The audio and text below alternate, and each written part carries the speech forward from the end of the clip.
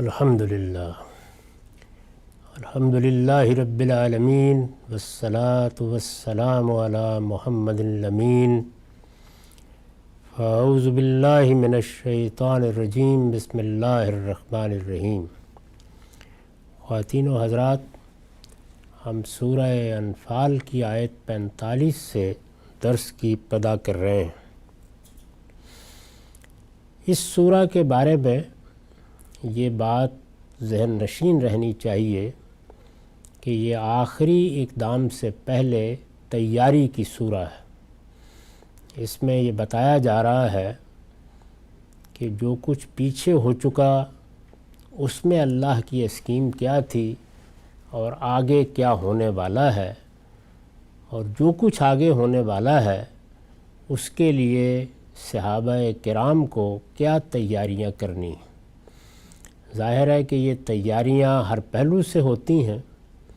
جو کچھ مادی قوت فراہم کرنے کی تیاری ہے، اس کے لیے تو اللہ تعالیٰ نے انسانوں کو بہت عقل دے رکھی ہے، وہ کرتے ہی ہیں، لیکن وہ چیزیں جن کا تعلق علم کی حقیقت سے ہے، اخلاق کی برتری سے ہے، ثبات قدم سے ہے، ان کی اللہ تعالیٰ تلقین بھی کر رہے ہیں، اور اس سے پہلے جو غلطیاں ہوئیں ان کا تجزیہ کر کے ان پر متنبع بھی کر رہے ہیں۔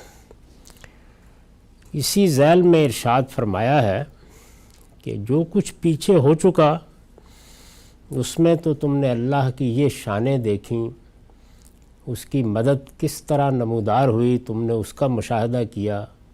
بدر کو ہم نے اپنی رحمت اور عنایت سے کس طرح تمہارے لیے فتح کی علامت بنا دیا، اور ان لوگوں کے لیے جن پر حجت تمام کرنی تھی یوم الفرقان بنا دیا، حق و باطل میں فرق کرنے والا دن بنا دیا۔ یہ سب تم دیکھ چکے ہو۔ اب آگے کے لیے یہ ہے کہ یا ایھا الذین آمنوا اذا لقیتم فئۃ فاثبتوا واذکروا اللہ کثیرا لعلکم تفلحون۔ ایمان والو، جب آئندہ بھی کسی گروہ سے تمہارا مقابلہ ہو تو ثابت قدم رہو اور اللہ کو بہت یاد کرو تاکہ تم کامیاب ہو۔ یہ وہ نصیحت ہے جس سے اب اگلے مضمون کی ابتدا ہو رہی ہے۔ پیچھے تو یہ تھا کہ تم نے ثابت قدمی دکھائی، اللہ نے یہ کرم کیا، اللہ نے وہ کرم کیا، کس طرح تمہیں میدان میں وہ لے آیا، اس کی اسکیم کے مطابق جو کچھ ہونا چاہیے تھا تم نے دیکھا کہ وہ کس طرح ہوا، اس کے اسباب کیا پیدا کیے گئے۔ اب آئندہ بھی اللہ کی یہ عنایتیں ہوں گی، اس لیے کہ یہ اسی کا مشن ہے جس کو تم پورا کر رہے ہو، اس کے پیغمبر کے ساتھ کھڑے ہو، تو اس کی رحمتیں، اس کی عنایتیں، اس کی معیت، اس کی نصرت، اس کی مدد یہ سب ہوگی، لیکن تم سے جو مطلوب ہے وہ یہ ہے کہ ایک تو جب بھی مقابلہ ہو تو ثابت قدم رہو، فاثبتوا، تمہارے پائے استقلال میں لغزش نہیں آنی چاہیے۔ تم میدان میں اترو تو تم سے جو چیز مطلوب ہے وہ ثبات قدم ہے۔ اگر تم اپنی جگہ پر کھڑے نہیں رہو گے تو تمہاری تمہیز کے لیے، تمہاری تطہیر کے لیے، تمہارے تزکیے کے لیے اللہ تعالیٰ کی تنبیہ ہوگی، اور وہ تنبیہ جس طرح کے احد میں ہوئی اس صورت میں بھی ہو سکتی ہے۔ اس لیے سب سے بڑی چیز جس کی طرف توجہ کرنے کی ضرورت ہے وہ ثبات قدم ہے، ثابت قدمی ہے۔ پہلی چیز یہ، اس پر میں نے لکھا ہے کہ اللہ کا ذکر ثابت قدمی کا ذریعہ ہے، اور ثابت قدمی اس لیے ضروری ہے کہ اللہ کی نصرت اس کے بغیر حاصل نہیں ہوتی۔ یعنی اللہ تعالیٰ نے دو چیزیں آگے جا کے بالکل واضح کر دیا جائے گا بیان فرمائی ہیں۔ ایک یہ کہ جو جماعت یا جو گروہ اس طرح کے کسی مشن کو پورا کرنے کے لیے میدان میں اترے، اس کے اندر اپنے مشن سے تعلق اور اس کی بصیرت اعلیٰ درجے کی ہونی چاہیے۔ یعنی یہ کوئی اندھوں کے کرنے کا کام نہیں ہے، نہ یہ دنیوی لحاظ سے جو جنگیں ہوتی ہیں، جو مارکے ہوتے ہیں، جس کی بنیاد زیادہ تر جو الارضی ہوا کرتی ہے یا اپنی برتری قائم کرنا، اپنی سلطنتیں بنانا ہوا کرتا ہے، اس مشن میں اس طرح کی کوئی چیز نہیں۔ جب نہیں ہے تو اس کے لیے ضروری ہے کہ تم جب ایک نظریے کو سامنے رکھ کر جدوجہد کر رہے ہو تو اپنے اندر اس کا صحیح شعور پیدا کرو۔ یہ صحیح شعور ہے جس کو وہاں فقہ سے تعبیر کیا ہے۔ ہمارے ہاں تو فقہ کا علم ایک باقاعدہ فن بن گیا، لیکن قرآن مجید میں یہ اس مفہوم میں استعمال نہیں ہوتا۔ اس کا مطلب یہ ہے کہ تمہیں اپنے مقصد کا صحیح فہم حاصل ہو، تم نے اس کو اس کی گہرائی میں اتر کر سمجھا ہو، اور تمہارے اندر وہ بصیرت پیدا ہو جائے جس سے تم اپنے آپ کو بھی سمجھ سکو، اپنے پروردگار کی معرفت بھی حاصل کرو، اور اپنے پیش نظر اس نسب العین کو بھی اچھی طرح جان لو۔ تو یہ بصیرت تمہارے اندر ہونی چاہیے۔ دوسرا یہ ہے کہ بصیرت تو خیر پہلے پیدا ہوگی، جب میدان میں اترو گے تو وہاں ثابت قدمی۔ تو یہ آگے اس کو باقاعدہ بیان کیا ہے اپنی نصرت کے لحاظ سے۔ یہاں یہ بتایا ہے کہ اللہ کی نصرت اس کے بغیر نہیں حاصل ہوتی، یعنی یہ اس طرح نہیں ہے کہ ایک ہجوم اٹھ کھڑا ہو اور پھر وہ کہے کہ چونکہ ہم اللہ کا نام لے رہے ہیں تو اللہ تعالیٰ کی مدد آنی چاہیے، ان کی نصرت حاصل ہونی چاہیے، ان کی معیت حاصل ہونی چاہیے۔ یہ اللہ کا قانون نہیں ہے۔ اللہ تعالیٰ کی نصرت کے لیے ان دو چیزوں کی ضرورت ہے، وہ تمہیں اپنے اندر پیدا کرنی ہے، اور اس کے ساتھ ظاہر ہے کہ مادی توازن بھی لازماً مطلوب ہے، وہ بھی آگے زیر بحث آ جائے گا۔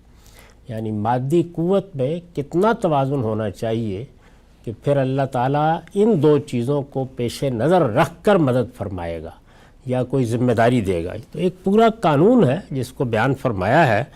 یہاں یہ توجہ دلائی ہے کہ ایک تو ثابت قدمی اختیار کرو، اور دوسرے وَاذْكُرُوا اللَّهَ كَثِيرًا لَعَلَّكُمْ تُفْلِحُونَ، اور اللہ کو بہت یاد کرو۔ یعنی یاد کرو، یہ قرآن مجید میں تعبیر اختیار کی جاتی ہے انسان کے پورے رویے کو سامنے رکھ کر۔ یعنی ہر وقت یہ احساس رہے کہ میرا پروردگار ہے، یہ احساس رہے میں اس کا بندہ ہوں، یہ احساس رہے کہ وہ اس پوری کائنات کا بادشاہ ہے، وہ میرا رب ہے، وہی میرا معبود ہے، تنہا اسی پر مجھے بھروسہ کرنا ہے، اور میں یہ اس کا مشن ہے جس کے لیے میدان میں اتر رہا ہوں۔ تو اللہ کو یاد کرنے کا اصل مطلب یہ ہے، یعنی یہ حقیقت ہے اس کی۔ گویا اللہ کی یاد کی بنیاد صحیح فکر پر ہونی چاہیے۔ اللہ کو بہت یاد کرو، اٹھتے بیٹھتے، جب کوئی منصوبہ بنانے لگو، جب کوئی اقدام کرنے لگو، جب کوئی فیصلہ کرنے لگو، تو ہمیشہ یہ چیز پیش نظر رہے کہ یہ میرا پروردگار ہے، اس کائنات کا پروردگار ہے، جس کی ہدایت کے مطابق میں یہ کام کر رہا ہوں۔ تو اس طرح اپنے ذہن میں اللہ تعالیٰ کا، اللہ تعالیٰ کی صفات کا استحضار رکھنا، انہیں ذہن میں حاضر سمجھنا، یہ اللہ کی یاد کی اصل حقیقت ہے۔ پھر ظاہر ہے کہ انسان اس کا اظہار الفاظ میں بھی کرتا ہے، یعنی کبھی الحمدللہ کہتا ہے، کبھی سبحان اللہ کہتا ہے، کبھی ماشاء اللہ کہتا ہے، کبھی کام کی ابتدا کرتا ہے تو بسم اللہ سے کرتا ہے، اور کبھی اللہ تعالیٰ کی یاد کے لیے نماز میں کھڑا ہو جاتا ہے یا اس کی یاد کے لیے اس کی کتاب کو پڑھتا ہے۔ یہ سب پھر اس کی صورتیں ہیں، لیکن اصل حقیقت یہ ہے جس کی طرف قرآن توجہ دلا رہا ہے۔ تو ارشاد فرمایا ہے کہ ایمان والو، جب آئندہ بھی کسی گروہ سے تمہارا مقابلہ ہو تو ثابت قدم رہو اور اللہ کو بہت یاد کرو تاکہ تم کامیاب ہو۔ یعنی کامیابی کی ضمانت یہی چیز ہے۔ تو میں عرض کر رہا تھا کہ میں نے اس پہ لکھا ہے کہ اللہ کا ذکر ثابت قدمی کا ذریعہ ہے۔ ظاہر ہے اللہ یاد رہے گا، اس کی حیثیت پیش نظر رہے گی، اس کی صفات پیش نظر رہیں گی، تو اسی کے نتیجے میں حوصلہ پیدا ہوگا، ہمت پیدا ہوگی، اور انسان یہ فیصلہ کرے گا کہ یہ اگر اللہ کا حکم ہے تو پھر مجھے ثابت قدم رہنا چاہیے۔ یہاں بہت ذکر کرنے کے لیے کہا ہے، اللہ کو بہت یاد کرو۔ اس کی وجہ یہ ہے کہ حالات زیادہ صبر آزما ہوں تو ذکر بھی زیادہ مقدار میں مطلوب ہوگا۔ یعنی عام حالات میں بھی ایک بندہ مومن کو اللہ کو یاد کرنا چاہیے اور یاد رکھنا چاہیے، لیکن اگر آپ کسی مارکے میں اترے ہوئے ہیں اور سامنے دشمن کی دل بادل فوج ہے اور آپ وہاں پر اپنی جان قربان کرنے کے لیے کھڑے ہیں، تو پھر تو اللہ کو بہت یاد کرنا چاہیے۔ تو اس لیے یہاں خاص طور پر ہدایت کی ہے کہ یہ اللہ کی یاد ہی ہے کہ جو ثابت قدمی کا ذریعہ بنے گی، اور اللہ کی یاد ہی ہے جو تمہیں پابرجا رکھے گی۔ اللہ کو بہت یاد کرو تاکہ تم کامیاب ہو۔ یہ جو کامیاب ہو ہے اس کے لیے الفاظ ہیں لعلکم تفلحون۔ اس پر میں نے وضاحت کی ہے کہ اصل الفاظ ہیں لعلکم تفلحون۔ قرآن کی تعبیرات میں تفلحون یعنی فلاح، لفظ فلاح استعمال ہوا ہے۔ قرآن کی تعبیرات میں فلاح ایک جامع لفظ ہے۔ استاذ امام لکھتے ہیں یہ دنیا اور آخرت دونوں کی کامیابی پر مشتمل ہے۔ یعنی قرآن مجید جب فلاح کا لفظ کہتا ہے تو بعض موقعوں پر تو یہ آخرت کی کامیابی ہی کے لیے ہوتا ہے، لیکن ایسے مواقع بھی ہیں جس میں دنیا اور آخرت دونوں کی کامیابی پیش نظر ہوتی ہے۔ یہ دنیا اور آخرت دونوں کی کامیابی پر مشتمل ہے۔ مجرد غلبہ تو ہو سکتا ہے کہ بغیر ذکر الہی کے بھی حاصل ہو جائے، یعنی فوجیں آخر فتح یاب ہوتی ہیں، اللہ کو یاد کیے بغیر بھی ہوتی ہیں، دنیا میں یہ سب ہوتا رہتا ہے، لیکن وہ فلاح کا ذریعہ نہیں ہو سکتا۔ یعنی جو حقیقی معنی میں نتائج نکلنے چاہیے، ثمرات ہونے چاہیے کسی اقدام کے، وہ پھر حاصل نہیں ہوتے۔ فلاح اسی غلبے سے حاصل ہوگی جس کا دروازہ ذکر الہی کی مدد سے کھلے۔ یعنی دنیا میں بھی حقیقی فلاح اسی سے حاصل ہوگی، اور آخرت کی فلاح تو اس کے اوپر منحصر ہے، وہ ہو ہی نہیں سکتی اس کے بغیر کہ اللہ کی یاد سے دل خالی تھے۔ تو پھر تو یہ دنیا کا کوئی مارکا تھا، لڑ لیا، ہو سکتا ہے کہ انسان کی تفوق کی جبلت کی تسکین ہو گئی ہو، یا دنیا میں کوئی مفادات حاصل ہو گئے ہوں، تو اللہ تعالیٰ کہتے ہیں کہ وہ تو پھر دنیا میں جو کچھ تم نے چاہا میں نے دے دیا۔ آخرت میں اگر کامیابی حاصل کرنی ہے تو پھر ذکر الہی ضروری ہے، اور جس میں غلبہ حاصل کرنے والوں کی خدا کی معیت حاصل ہو۔ یعنی وہ غلبہ جو خدا کی معیت سے حاصل ہوتا ہے وہ اللہ کی یاد ہی کے ذریعے سے حاصل ہوتا ہے۔ خدا کی معیت اصل میں اللہ کی یاد کا نتیجہ ہے، وہ حاصل ہوتی ہے، اس کا ایک قانون بھی ہے، لیکن اسی قانون میں بندے کو یہ بھی کرنا ہے، ثابت قدمی کے ساتھ کھڑے ہونا ہے، اپنے اندر بصیرت پیدا کرنی ہے، اور اللہ کو یاد رکھنا ہے۔ تو یہ اس کی وضاحت فرمائی۔ اس کے بعد ارشاد ہوا وَأَطِيعُوا اللَّهَ وَرَسُولَهُ وَلَا تَنَازَعُوا فَتَفْشَلُوا وَتَذْهَبَ رِيحُكُمْ وَاصْبِرُوا إِنَّ اللَّهَ مَعَ الصَّابِرِينَ۔ اور اللہ اور اس کے رسول کی اطاعت کرو، اللہ اور اس کے رسول کی اطاعت کرو، یہ دین کا عام حکم بھی ہے۔ ہم جب مسلمان ہوتے ہیں تو اسلام کا مطلب ہی یہ ہے کہ ہم نے اپنی مرضی کو اللہ اور اللہ کے رسول کے سامنے سرنڈر کر دیا، اپنے آپ کو اللہ اور رسول کے سپرد کر دیا۔ لیکن یہاں اس کا ایک خاص مفہوم مقصود ہے، سیاق نے وہ مفہوم اس کے اندر پیدا کر دیا ہے۔ اس پر میں نے لکھا ہے اللہ اور رسول کی اطاعت کا یہ خاص مفہوم بھی یہاں پیش نظر ہے کہ دشمن کے مقابلے میں پورے نظم اور ڈسپلن کے ساتھ اللہ اور رسول کے احکام کی پیروی کی جائے۔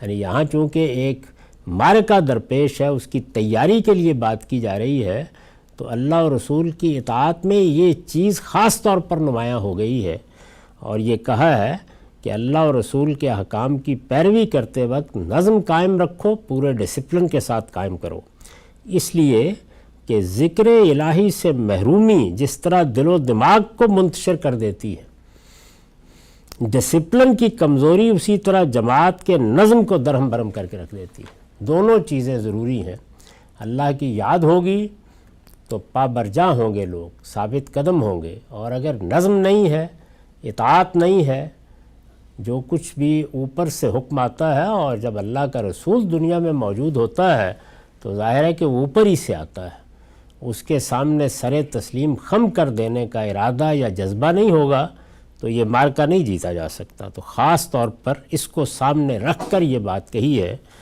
کہ اور اللہ اور اس کے رسول کی اطاعت کرو، ولا تنازعوا، اور آپس میں جھگڑو نہیں۔ ظاہر ہے کہ وہ جو ڈسپلن قائم رکھیں یا ہر چیز میں پابرجا رہنے اور جو بات کہی جائے اس کی پیروی کرنے کی ہدایت تھی، اس کو کھول دیا ہے، یعنی اس کے منفی پہلو کو بیان کیا ہے، اور آپس میں جھگڑو نہیں، کہ اس کے نتیجے میں فَتَفْشَلُوا وَتَذْهَبَ رِيحُكُمْ وَاصْبِرُوا إِنَّ اللَّهَ مَعَ الصَّابِرِينَ، کہ اس کے نتیجے میں ہمت ہار جاؤ گے اور تمہاری ہوا اکھڑ جائے گی، ثابت قدم رہو، اس لیے کہ اللہ ان کے ساتھ ہے جو ثابت قدم رہنے والے ہوں۔ تو یہ بتا دیا کہ اللہ تعالیٰ اس مارکے میں یا آئندہ جو مارکے پیش آنے والے ہیں ان میں تم سے کیا چاہتا ہے۔ یہ جو آخری بات فرمائی کہ اللہ ان کے ساتھ ہے جو ثابت قدم رہنے والے ہوں، اس پر میں نے وضاحت کی ہے۔ یہی بات اوپر افراد کو پیش نظر رکھ کر ارشاد ہوئی تھی، یعنی پہلے افراد کو یہی بات کہی کہ اللہ صبر کرنے والوں کے ساتھ ہے، اللہ ثابت قدم رہنے والوں کے ساتھ ہے۔ اب یہ پوری جماعت کو پیش نظر رکھ کے کہا، ایک ہی بات اور ایک ہی الفاظ میں، لیکن پہلے اس میں فرد مخاطب تھا، پوری جماعت مخاطب ہے۔ یہی بات اوپر افراد کو پیش نظر رکھ کر ارشاد ہوئی تھی، یہاں یہ جماعت کو پیش نظر رکھ کر کہی گئی ہے۔ استاذ امام لکھتے ہیں مطلب یہ ہے کہ خدا کی مدد و نصرت اور اس کی معیت کے طالب ہو، یعنی یہ چاہتے ہو کہ خدا تمہارے ساتھ ہو اس مارکے میں، خدا کی مدد و نصرت اور اس کی معیت کے طالب ہو تو اپنے جماعتی کردار سے اس کا استحقاق پیدا کرو، یعنی وہ معیت اسی وقت حاصل ہوگی جب تمہارے اندر ڈسپلن قائم رہے گا، جب تم اللہ تعالیٰ اور اللہ کے پیغمبر نے جو ہدایات دی ہیں ان کے پیرو رہو گے، جب آپس میں جھگڑے پیدا نہیں کرو گے۔ یہ یاد ہوگا کہ اس سورہ کی ابتدا بھی مال غنیمت سے متعلق ایک جھگڑے پر تبصرے سے ہوئی تھی، اور اس میں یہ بتایا گیا تھا کہ اس کے نتائج کتنے خطرناک ہو سکتے ہیں۔ تو یہاں ارشاد فرمایا کہ اپنے جماعتی کردار سے اس کا استحقاق پیدا کرو، یعنی تمہارا جماعتی کردار محکم ہوگا تو تم مستحق ہو جاؤ گے کہ اللہ تمہاری مدد کرے۔ گویا وہ شرائط جو اللہ کی مدد کے لیے ہمیں پوری کرنی ہے یا انسانوں کو پوری کرنی ہے یا اس جماعت کو پوری کرنی ہے وہ بتائی جا رہی ہیں۔ خدا منتشر بھیڑ کا ساتھ نہیں دیتا، یعنی ایک ہجوم اٹھ کھڑا ہو اور اٹھ کر نعرے لگانا شروع کر دے تو یہ اللہ کی نصرت حاصل کرنے کا ذریعہ نہیں بن سکتا۔ اللہ تعالیٰ کو یہ پسند ہی نہیں ہے کہ اس طرح کے اقدامات کیے جائیں۔ باقاعدہ نظم کے ساتھ ایک مشن کو سامنے رکھ کر اس کی صحیح بصیرت کے ساتھ اور ثابت قدمی کے ساتھ قاعدے ضابطے سے کوئی اقدام کیا جائے تو اللہ کی نصرت اسی وقت حاصل ہوتی ہے۔ اس طرح کی بھیڑ کے لیے اللہ کا کوئی وعدہ نہیں ہے، بلکہ ان لوگوں کا ساتھ دیتا ہے جو اس کی راہ میں جہاد کے لیے بنیان مرصوص بن کر کھڑے ہوں، یعنی گویا سیسا پلائی ہوئی دیوار بن کر کھڑے ہوں۔ اس درجے کا ثبات قدم ہوگا تو یہ صحابہ کو بتایا جا رہا ہے کہ اب جو مارکے پیش آنے والے ہیں اللہ کی مدد اسی صورت میں حاصل ہوگی۔ اس کے بعد ارشاد ہوا وَلَا تَكُونُوا كَالَّذِينَ خَرَجُوا مِن دِيَارِهِمْ بَطَرًا وَرِئَاءَ النَّاسِ وَيَصُدُّونَ عَن سَبِيلِ اللَّهِ وَاللَّهُ بِمَا يَعْمَلُونَ مُحِيطٌ۔ تم ان لوگوں کی طرح نہ بنو جو اپنے گھروں سے اتراتے اور لوگوں کو اپنی شان دکھاتے ہوئے نکلے، یعنی قریش نے جب مقابلے میں آنے کا فیصلہ کیا تو ان کا رویہ کیا تھا؟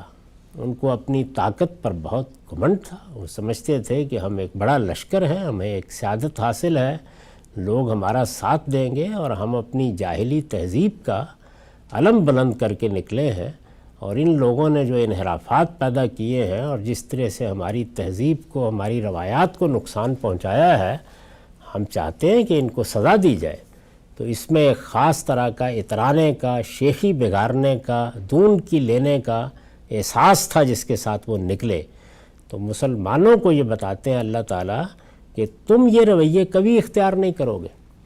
یہ بات اگرچہ میدان جنگ میں ناپسند نہیں کی گئی کہ لوگ ذرا اپنی طاقت کا، قوت کا مظاہرہ کریں، وہ بعض اوقات جنگ کی ضرورت بھی ہوتی ہے، لیکن یہ بس اسی درجے میں رہنا چاہیے جس درجے میں یہ اپنے نقطہ نظر کے اظہار تک ہے۔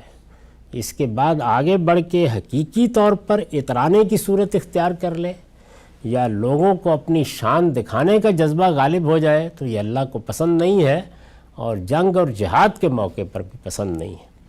تو اس لیے فرمایا کہ تم ان لوگوں کی طرح نہ بنو جو اپنے گھروں سے اتراتے اور لوگوں کو اپنی شان دکھاتے ہوئے نکلے۔ یعنی ادھر تو یہ ہے، اور اس کے مقابل میں اخلاق کیا ہے، اس کے مقابل میں طرز عمل کیا ہے، اس کے مقابل میں دینی ذمہ داریوں سے متعلق رویہ کیا ہے۔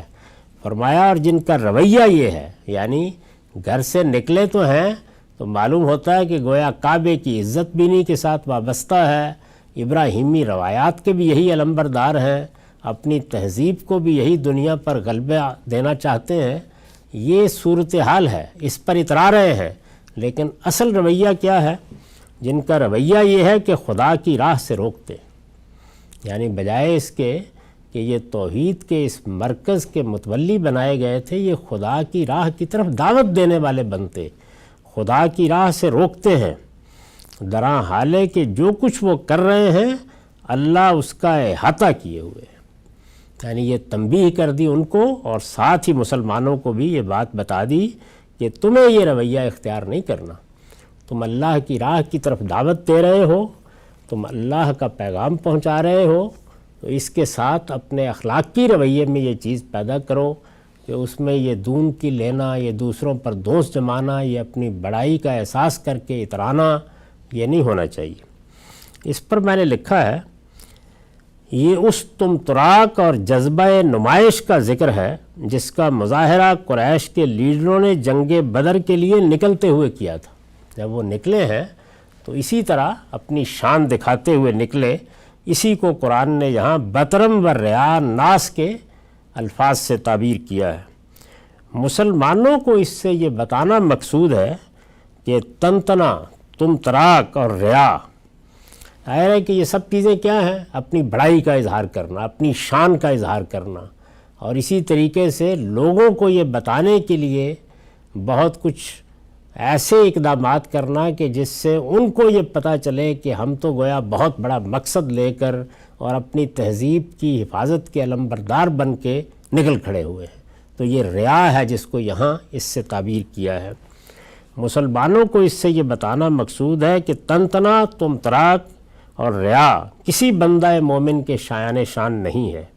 رزم ہو یا بزم، یعنی عام مجلسیں ہوں جس میں انسان خوشی کا، تفریح کا اظہار کرتا ہے، یا جنگ و جہاد کے موقع ہوں، رزم ہو یا بزم، خدا کے بندوں پر عبدیت کی تواضع اور فروتنی ہر حال میں نمایاں رہنی چاہیے۔ عبدیت یعنی بندگی، میں بندہ ہوں تو بندے کی حیثیت سے میرے رویے میں، میرے طرز عمل میں، میرے ملنے جلنے میں، میرے بات کرنے میں ہر جگہ تواضع ہونی چاہیے، یعنی ایک عاجزی کا احساس اور عاجزی کا اظہار ہونا چاہیے، عاجزی اور انکسار۔ خدا کے بندوں پر عبدیت کی تواضع اور فروتنی ہر حال میں نمایاں رہنی چاہیے، اس لیے کہ ان کی جنگ، یعنی اگر مسلمان کسی وقت جنگ کے میدان میں اترتے، اور یہاں تو خاص طور پر صحابہ کرام زیر بحث ہیں جن کو اللہ نے اپنے ایک مشن کے لیے انتخاب فرمایا تھا، تو فرمایا کہ اس لیے کہ ان کی جنگ محض جنگ نہیں بلکہ اللہ کی عبادت ہے، یعنی وہ محض اس طرح نہیں نکلے جس طرح قومیں جنگوں میں اترتی ہیں یا بڑے بڑے فاتحین جنگوں کے لیے نکلتے ہیں، وہ تو اللہ کے لیے نکلے ہیں، اس لیے ان کی جنگ محض جنگ نہیں بلکہ اللہ کی عبادت ہے، اور ضروری ہے کہ اس کی یہ شان ہر جگہ قائم رہے، یعنی عبدیت کی شان، بندگی کا اظہار ہو ان کے ہر طرز عمل سے، ان کے لشکروں سے، ان کے چلنے سے، ان کے سر جھکے ہوئے ہونے چاہیے۔ انہیں جو کچھ کرنا ہے ہمیشہ اللہ کے لیے کرنا ہے، اور اس کی داد بھی آخرت میں اسی سے لینی ہے۔ یہ جذبہ ہے جس کے ساتھ اللہ کے کسی مشن کے لیے جنگ کرنی چاہیے۔ یہ اخلاص ان سے جس طرح عبادت میں مطلوب ہے اسی طرح جنگ میں بھی مطلوب ہے، یعنی جس طرح عبادت میں ان کی شان یہ ہونی چاہیے کہ وہ اللہ کے سامنے جھکے ہوئے، ان کے دل میں عاجزی، انکسار، اپنی عبدیت یا بندگی کا شعور، اور اس کے ساتھ رویے میں بھی اسی کا ظہور ہو، تو یہی جنگ میں بھی ہونا چاہیے۔ یہ بتا دیا کہ جنگ میں اتر رہے ہو تو اس کا یہ مطلب نہیں ہے کہ تم تمام چیزوں کو ایک طرف رکھ دو۔ وَيَصُدُّونَ عَن سَبِيلِ اللَّهِ وَاللَّهُ بِمَا يَعْمَلُونَ مُحِيطٌ، یعنی ایک طرف تو اپنی شانیں دکھاتے ہوئے نکل رہے ہیں، اور رویہ یہ ہے کہ خدا کی راہ سے روکتے ہیں، درا حال ہے کہ جو کچھ وہ کر رہے ہیں اللہ اس کا احاطہ کیے ہوئے ہے، یعنی ان کو احساس نہیں ہے کہ ان کا یہ تنتنا، ان کا یہ تمتراک، ان کا یہ شان دکھانا، یہ سب اللہ کی گرفت سے باہر نہیں ہے، اللہ ان کا احاطہ کیے ہوئے ہے۔ وَإِذَا زَيَّنَ لَهُمُ الشَّيْطَانُ أَعْمَالَهُمْ وَقَالَ لَا غَالِبَ لَكُمُ الْيَوْمَ مِنَ النَّاسِ وَإِنِّي جَارٌ لَكُمْ فَلَمَّا تَرَأَتِ الْفِئَتَانِ نَكَصَ عَلَىٰ عَقِبَيْهِ وَقَالَ إِنِّي بَرِيٌّ مِّنكُمْ إِنِّي أَرَىٰ مَا لَا تَرَوْنَ إِنِّي أَخَافُ اللَّهَ وَاللَّهُ شَدِيدُ الْعِقَابِ۔ یاد کرو جب شیطان نے ان کے اعمال یعنی قریش کے اعمال، یاد کرو جب شیطان نے ان کے اعمال انہیں خوشنما بنا کر دکھائے۔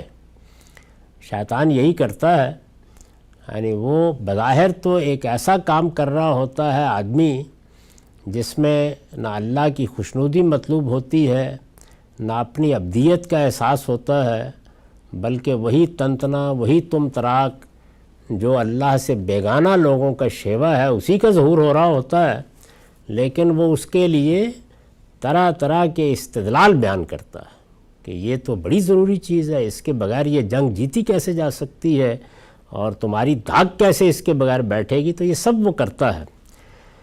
یاد کرو جب شیطان نے ان کے اعمال انہیں خوشنما بنا کر دکھائے اور کہا کہ آج لوگوں میں کوئی نہیں جو تم پر غلبہ پا سکے، یہ احساس دلایا کہ تمہاری قوت، تمہاری طاقت بڑی غیر معمولی ہے، پورے عرب میں تمہاری سیادت قبول کی جاتی ہے، تم ہی پورے عرب کے سردار ہو، اور اب تم اپنی تہذیب، اپنی سرداری اور اپنی ملت کے دفاع کے لیے نکلے ہو، اپنے آپ کو ملت ابراہیم پر سمجھتے تھے، تو تمہارے اوپر کون غلبہ پا سکتا ہے؟ تو شیطان نے اللہ کے آخری پیغمبر کے مقابلے میں یہ استدلال سجھایا، یہ بتایا۔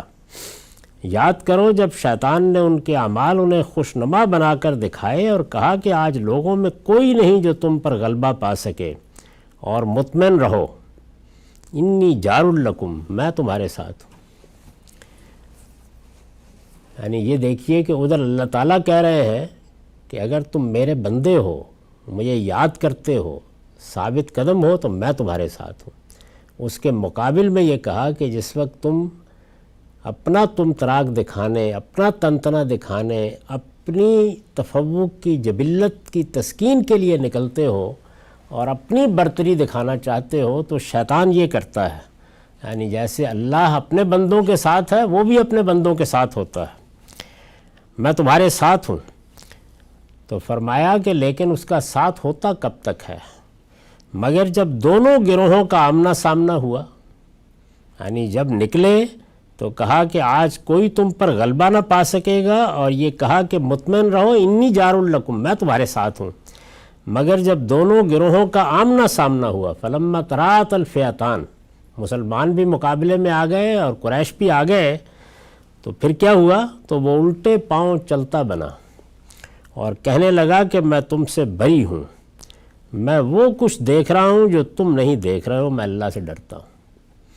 ظاہر ہے کہ جو کچھ اس وقت سامنے آ گیا تھا وہ شیطان بھی دیکھ رہا تھا اور شیطان کے حواری بھی دیکھ رہے تھے، یہ واضح ہو گیا تھا کہ کیا ہونے والا ہے۔ اور پھر مزید کہا اس نے کہ میں اللہ سے ڈرتا ہوں، واللہ شدید العقاب، حقیقت یہ ہے کہ اللہ سخت سزا دینے والا ہے۔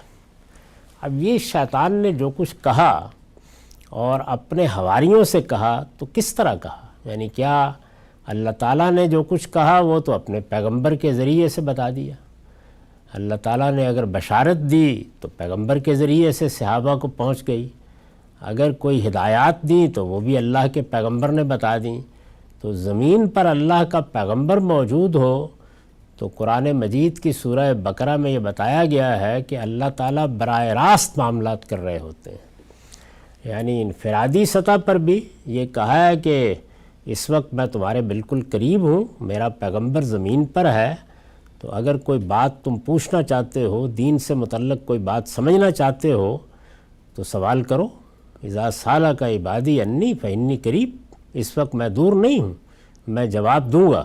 تو ایک تو وہ پہلو ہے، اور ادھر شیطان کیا کرتا ہے؟ ظاہر ہے کہ اسے بھی اپنا پیغام پہنچانا ہے، وہ کس طرح سے اپنا پیغام پہنچاتا ہے. یہ باتیں اس نے کہیں تو کیا قریش کے لیڈروں کو کوئی الہام ہوا یا یہ باتیں اللہ تعالیٰ نے ان کو اس موقع پر سنوا دیں؟ ایسا نہیں ہوتا، بلکہ شیطان انسانوں ہی کے اندر کبھی افراد کو اور کبھی گروہوں کو اپنا اعلیٰ کار بنا لیتا ہے اور پھر وہ شیطان کی نمائندگی کرتے ہیں زمین کے اوپر. چنانچہ اس کو ذرا سمجھ لیجئے. اس پر میں نے ایک تفصیلی نوٹ لکھا ہے، وہ یہ ہے کہ شیطان نے یہ باتیں ظاہر ہے کہ خود سامنے آ کر نہیں کہیں، یعنی یہ اللہ نے موقع نہیں دیا ہوا کہ وہ انسانوں کو محسوس الہام کرنا شروع کر دے اور باقاعدہ کہنا شروع کر دے. شیطان نے یہ باتیں ظاہر ہے کہ خود سامنے آ کر نہیں کہیں، بلکہ اپنے طریقے کے مطابق انسانوں میں سے اپنے پیرووں سے کہلائیں. یعنی وہ یہ دیکھتا ہے کہ اب وہ کون لوگ ہیں کہ جو میرے وسوسوں کو قبول کرتے ہیں، وہ کون ہیں کہ جو پہلے سے اسی جگہ کھڑے ہیں جہاں سے میں معاملات کو دیکھ رہا ہوں. تو پھر ان کو سجھاتا ہے یہ باتیں. اس کا طریقہ یہ ہے. قرآن کے بعض دوسرے مقامات سے واضح ہوتا ہے کہ اس طرح کے موقعوں پر اس کی یہ خدمت مدینہ کے یہود انجام دیتے رہے. یعنی رسول اللہ کے زمانے میں یہ یہود تھے کہ جن کو شیطان نے ہمیشہ اعلیٰ کار بنایا. ان کے رہنما، ان کے لیڈر، ان کے لوگ جو کبھی مسلمانوں سے الگ کھڑے ہو کر، کبھی مسلمانوں کی جماعت کا حصہ بن کر یہ خدمت انجام دیتے رہے.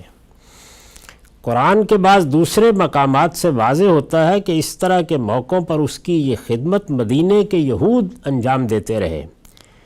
قرین قیاس ہے کہ اس موقع پر بھی شیطان کی انگیخت سے انہی نے پہلے قریش کو بڑھاوے دیے ہوں گے. یعنی یہ بعد کے واقعات سے بھی معلوم ہوا کہ وہ مدینے میں تھے، مسلمانوں کی بے بسی بلکہ اس وقت کی قسم پرسی سے بھی واقف تھے. تو زیادہ تر وہی نامہ و پیام کرتے رہتے تھے کہ قریش آگے بڑھیں، تمہاری طاقت کو کون چیلنج کرنے والا ہے، یہ تو مٹھی بھر لوگ ہیں اور ان کے اندر بھی منافقین ہیں. تو یہ جو کچھ بھی خبریں تھیں یہی پہنچاتے تھے. یہ جو کہا ہے نا کہ شیطان نے ان کے اعمال انہیں خوشنما بنا کر دکھائے، گویا یہ پیغامات پہنچائے کہ یہ تہذیب اب تمہارے اقدام پر کھڑی ہے، تم لوگوں کے پیچھے ایک پوری تاریخ ہے. یہ تو منحرفین کا چھوٹا سا گروہ ہے، اس کی کیا حیثیت ہے؟ پہلے وہاں سے نکال دیے گئے ہیں، ذرا تم ہمت کرو تو ہم یہاں سے بھی نکال دیں گے ان کو. تو یہ کچھ نہیں ہے. تو پہلے گویا اس طریقے سے ان کو ابھارا انہوں نے اور یہ بتایا کہ اس طرح آگے بڑھو. اور پھر یہ کہا کہ آج کون ہے جو تمہاری طاقت کا مقابلہ کر سکتا ہے، تمہیں اقدام کرنا چاہیے، یہ تمہاری ذمہ داری بھی ہے اور تمہاری شان کا تقاضا بھی ہے، آگے بڑھنا چاہیے. اور یہ کہا کہ ہم تمہارے ساتھ ہیں، اندر ہم بیٹھے ہوئے ہیں، اندر سے ہم موجود ہیں، باہر سے تم آؤ. تو یہ گویا شیطان کی زبان سے اللہ تعالیٰ نے جو باتیں کہی ہیں یہ پہنچی کس طرح؟ یہود کے ذریعے سے پہنچی. یہی قرآن مجید سے معلوم ہوتا ہے. اس موقع پر بھی شیطان کی انگیخت سے انہی نے یعنی یہودی نے پہلے قریش کو بڑھاوے دیے ہوں گے کہ شاباش آگے بڑھو، آج کس میں دم ہے کہ تمہارا مقابلہ کر سکے، مگر وقت آنے پر پیچھے ہٹ گئے ہوں گے کہ مبادا وہ بھی خدا کے عذاب کی گرفت میں آ جائیں. یعنی جب لشکر آ گئے اور مسلمان مقابلے میں اتر آئے، پہلے تو یہی ہوا اور اندازہ ہو گیا کہ اللہ کے پیغمبر کے ساتھ یہ لوگ کھڑے ہیں، تو سب سے پہلے یہ پیچھے ہٹے. یعنی یہ یہود سب سے پہلے انہوں نے اپنی گڑیوں میں اپنے مقامات مستحکم کر لیے اور ان کو بھی پیغام دے دیا. وہ اس خیال سے آئے ہوں گے کہ اندر سے یہ آ جائیں گے، باہر سے ہم آئے ہیں، لیکن یہ نہیں نکلے، اندر ہی رہے. آج کس میں دم ہے کہ تمہارا مقابلہ کر سکے، مگر وقت آنے پر پیچھے ہٹ گئے ہوں گے کہ مبادا وہ بھی خدا کے عذاب کی گرفت میں آ جائیں. اس کی وجہ یہ ہے، یعنی کیوں ایسا ہوا کہ پہلے مرحلے میں یہ کیا اور پھر پیچھے ہٹے. اس کی وجہ یہ ہے کہ وہ خوب جانتے تھے کہ حضرت صلی اللہ علیہ وسلم وہی پیغمبر ہیں جن کے آنے کی پیشین گوئی ان کے صحیفوں میں کی گئی. اندر سے جانتے تھے اس بات کو. قرآن کے الفاظ میں وہ آپ کو اس طرح پہچانتے تھے جس طرح کوئی مہجور باپ اپنے بیٹے کو پہچانتا ہے. یعنی قرآن کے الفاظ ہیں کہ یارفونہ کما یارفونہ ابناہم. کوئی باپ جس طرح اپنے بیٹے کو پہچانتا ہے ایسے ہی پہچانتے تھے۔ یہ الگ بات ہے کہ اپنی قوم سے باہر کسی نبوت اور رسالت کو وہ کسی قیمت پر تسلیم کرنے کے لیے تیار نہیں تھے۔ یعنی ان کا اصل مسئلہ یہ تھا کہ 2000 سال کی ہماری سیادت کو چیلنج کر دیا گیا ہے، ہم دنیا کی امامت کے منصب کے لیے منتخب کیے گئے تھے، نبوت ہمارے ساتھ خاص رہی ہے، یہ ہم سے باہر نہیں جا سکتی، لہٰذا چاہتے تھے کہ کوئی دوسرا یہ خطرہ مول لے، یعنی خود تو احساس تھا کہ خدا کا پیغمبر ہے، کوئی دوسرا یہ خطرہ مول لے اور انہیں اس آزمائش سے نجات دلا دے جس میں وہ آپ کی بعثت کے بعد مبتلا ہو گئے تھے۔ دونوں لشکروں کو آمنے سامنے دیکھ کر شیطان نے جو کچھ کہا ہے اس کا ظہور بھی یہود کے رویے میں ہوا، جبکہ قریش کی پیٹھ ٹھونکنے کے باوجود وہ ان کا ساتھ دینے کے لیے کھلم کھلا میدان میں نہیں اترے، اندر اندر نامہ و پیام ہوتا رہا، پیغامات پہنچائے جاتے رہے، لیکن میدان میں نہیں آئے۔ قرآن نے یہاں اشارے کنائے میں ان کو بھی متنبع کر دیا ہے، خبردار کر دیا ہے، اور مسلمانوں کو بھی بتا دیا ہے کہ جو کچھ سامنے دیکھتے ہو اس کے پیچھے کون چھپا ہوا ہے۔ تو یہ گویا قرآن مجید نے یہ بتا دیا کہ شیطان کیا کر رہا ہے، اور شیطان کے کارندے یہاں یہود ہیں اور وہ تمہارے ہی شہر کے اندر موجود ہیں، وہ بھی سمجھ لو کہ کیا کر رہے ہیں۔ تو یہ اس کی تصویر کھینچی ہے قرآن مجید نے۔ شیطان نے ان کے اعمال انہیں خوشنما بنا کر دکھائے اور کہا کہ آج لوگوں میں کوئی نہیں جو تم پر غلبہ پا سکے، اور مطمئن رہو میں تمہارے ساتھ ہوں۔ مگر جب دونوں گروہوں کا آمنا سامنا ہوا تو وہ الٹے پاؤں چلتا بنا اور کہنے لگا کہ میں تم سے بری ہوں، میں وہ کچھ دیکھ رہا ہوں جو تم نہیں دیکھ رہے ہو، میں اللہ سے ڈرتا ہوں، حقیقت یہ ہے کہ اللہ سخت سزا دینے والا ہے۔ یہ کہہ کے پیچھے ہٹ گیا، اور اس پیچھے ہٹنے کا جو ظہور ہوا وہ اصل میں یہود کے رویے سے ہوا۔ اذ یقول المنافقون والذین فی قلوبہم مرض غر ہؤلاء دینہم ومن یتوکل علی اللہ فإن اللہ عزیز حکیم۔ اب دیکھیے کھول دیا اس بات کو، فرمایا یاد کرو جب منافقین، اور وہ بھی جن کے دلوں کو روگ لگا ہوا ہے، ظاہر ہے کہ وہ یہود ہیں، انہی کے بارے میں یہ تعبیر آتی ہے، خود تمہارے متعلق کہہ رہے تھے کہ ان کے دین نے ان لوگوں کو دھوکے میں ڈال دیا ہے۔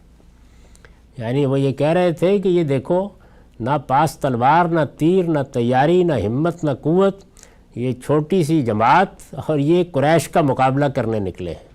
تو کیا وجہ ہے نکل کھڑے ہوئے ہیں؟ یہ ان کے دین نے ان کو اس خبط میں مبتلا کر دیا ہے، یعنی ہوش و خرد سے عاری کر کے اس خبط میں مبتلا کر دیا ہے کہ ممولے ہو کر بھی شہباز سے لڑ سکتے اور چیونٹی ہو کر بھی پہاڑوں سے ٹکرا سکتے۔ یہ خبط ہے جو ان کے اندر پیدا ہو گیا ہے، درا حالے کہ جو اللہ پر بھروسہ رکھتے ہیں اللہ ضرور ان کی مدد کرتا ہے، اس لیے کہ اللہ زبردست ہے، وہ بڑی حکمت والا ہے۔ تو یہاں یہ بتایا کہ یہ رویہ تھا جو انہوں نے اختیار کیا، اور مسلمانوں کے بارے میں وہ یہ باتیں کہہ رہے تھے۔ پہلے باطن کی خبر دی کہ پیچھے کون تھا، تو یہ بتایا کہ پیچھے ابلیس اور اس کی ذریت تھی، وہ یہ وسوسے ڈال رہا تھا، باوجود اس کے کہ یہ پہچانتے تھے کہ اللہ کے رسول ہیں، لیکن ماننے کے لیے تیار نہیں تھے، ماننے کے لیے تیار نہیں تھے لیکن مانتے بھی تھے، مانتے تھے اس لیے اندیشہ تھا کہ مارے جائیں گے، میدان میں نہیں اتر رہے تھے، اور چونکہ یہ خواہش بھی تھی کہ یہ نبوت ختم ہو جائے، اس کے لیے کوئی دوسرا میدان میں اترے تو قریش کی پیٹھ ٹھونک رہے تھے۔ تو یہ در حقیقت وہ منظر تھا سارا جس کو پہلے باطن سے بیان کیا قرآن مجید نے کہ شیطان کیا کر رہا تھا، پھر یہ بتایا کہ اس کا ظہور یہود کے ذریعے سے اور منافقین کے ذریعے سے ہوا، اور انہوں نے تمہیں کیا کہا اس موقع پر؟ انہوں نے یہ کہا کہ یہ چونٹیاں ہیں، یہ اصل میں پہاڑوں سے ٹکرانے جا رہی ہیں، یہ کنکر ہیں، یہ احرام کو ڈھانے کے لیے جا رہے ہیں۔ اور کس چیز نے ان کو اس میں مبتلا کر دیا ہے؟ اس احساس نے کہ ان کا دین حق ہے اور اللہ ان کی مدد کرے گا۔ تو یہ کچھ وہ کہہ رہے تھے، یہ تصویر ہے اس موقع کی جس وقت اللہ تعالیٰ نے مسلمانوں کو یہ بتایا کہ اس طرح کی صورتحال باطن میں ہے، آگے کی تیاریاں کرتے وقت کس کس چیز کو کیسے ملحوظ رکھنا ہے۔ یہاں بیان کیا ہے کہ شیطان اور اس کے کارندے کیا کر رہے تھے، اب یہ بتایا جائے گا کہ اللہ کے فرشتے کیا کر رہے تھے۔ اقول قولی ھذا واستغفر اللہ لی ولکم ولسائر المسلمین۔